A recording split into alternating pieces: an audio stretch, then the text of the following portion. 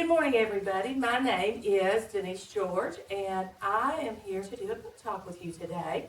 I want to talk to you about one of my favorite books as a kid. It's a book that I read to all four of my children growing up, and it's called From the Mixed Up Files of Mrs. Basil E. Frankweiler. Now, when I've researched her, not many of her other titles have grabbed me quite like this one did. She's written a lot of other books, but there was just something about this one from when I was a kid that just grabbed my attention.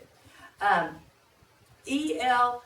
Coggensberg was the author of this book, and it is realistic fiction. That means it's not true, but it's written in such a way that all the characters are real, and you could really believe what's going on in this book. It's something that could happen. It's 162 pages long, so it's not that long when you think in terms of chapter books. It's actually fairly short and a very easy read for a chapter book. It's a Lexile level of 700, which probably doesn't mean a whole lot to you just yet, but it's about a high 4th grade, low 5th grade, depending on who actually critiques the text. So it's a perfect read for you guys, for an easier read to get some really entertaining stories behind you. So, if you will look what I have here, if you saw Colin carrying this on the school bus, what would you think was in it? Okay? A football. Hayden? A binder. A binder. Why a binder, Hayden? Where do you think he's going? Home. Home? Or if he's, what's in the morning? He's going to school. He might be going to school, Kimberly. A jacket. Maybe a jacket. Books. Books. Because we carry binders and books and jackets. And why do we bring footballs to school, King? Play with them.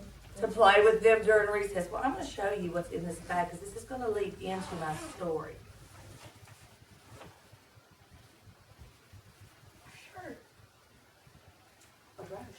A shirt. Socks. Undies. Pajamas. Clothes, pajamas. Oh, Okay, now we're on the school bus. Where's the school bus going to take us? home or school. Hey, we're in the morning, so we're going to say school. Why would I have this stuff in my backpack? I said, Can you get into for my recess? haven't I? Savannah. Go into the friend's house. You might go to a friend's house after school, but I don't have anything else in here.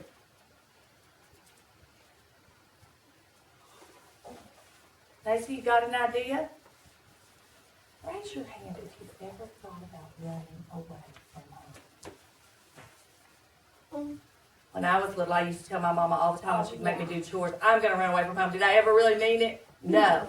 But my characters in my book, Claudia and her brother Jamie, decide that, well, really Claudia decides she's going to run away from home. Now, if you'll look at this screen behind me, this is where Claudia decides they're going to go.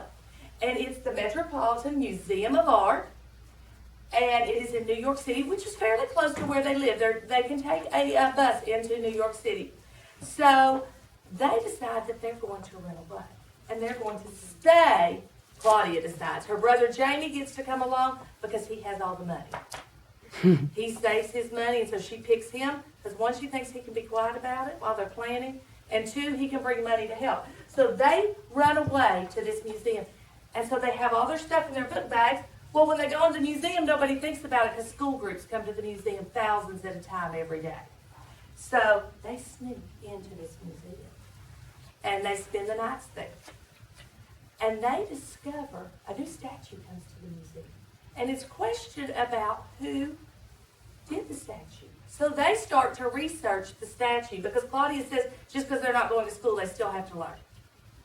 So they research this statue. Now, as they're going in and out, I'm going to read you just a little snippet from the book because my concern would be somebody's going to notice. No one thought it strange that a boy and a girl, each carrying a book bag and an instrument case, and who would normally be at school, were visiting a museum. After all, about 1,000 school children visit the museum every day. The guard at the entrance merely stopped them and told them to check their case and book bags. A museum rule: no bags, food, or umbrellas. None that the guards can see. Rule or no rule, Claudia decided it was a good idea. A big sign in the checking room said no tipping. So she knew that Jamie wouldn't object because he was very tight with the money. He did not like her spending money when they didn't have to because he knew it would run out. Jamie did object, however. He pulled his sister aside to ask her how she expected him to change into his pajamas. If he checks his bags, how's he going to get to the pajamas? His pajamas, he explained, were rolled up in a tiny ball in his trumpet case. So they've checked their clothes in. They have to find a way to get them back, to sleep in this museum. Then they discover the statue, and they discover that it was bought from Mrs. Basil E. Frankweiler. But they still don't know who did it. So it's their mission to discover. The story is told from Mrs. Frankweiler telling what the kids had told her when they meet. So it's not written from the kids' point of view exactly. It's what they've said, but she's telling somebody else the story. So you have to be real careful when you're reading to make sure you're following who she's talking to and what she's saying. I give this book 5 stars, and I think you would love to read it too. So it is available for checkout in our library, and if you get a chance, you could check it out one day too. Thank you.